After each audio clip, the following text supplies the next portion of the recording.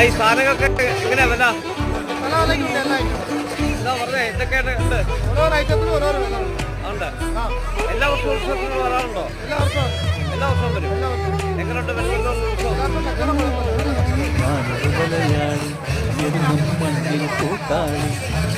മതിലുകളില്ല സ്നേഹത്തെ മണ്ണാണ് ജീവൻ വെളിങ്ങല്ലൂർ ശ്രീരാമസ്വാമി ക്ഷേത്രത്തിലെ രോഹിണി മഹോത്സവത്തിന്റെ തത്സമയ ദൃശ്യങ്ങളാണ് സാക്ഷിയുടെ പ്രിയപ്പെട്ട പ്രേക്ഷകർക്കാർ ഞങ്ങൾ എത്തിക്കുന്നത്.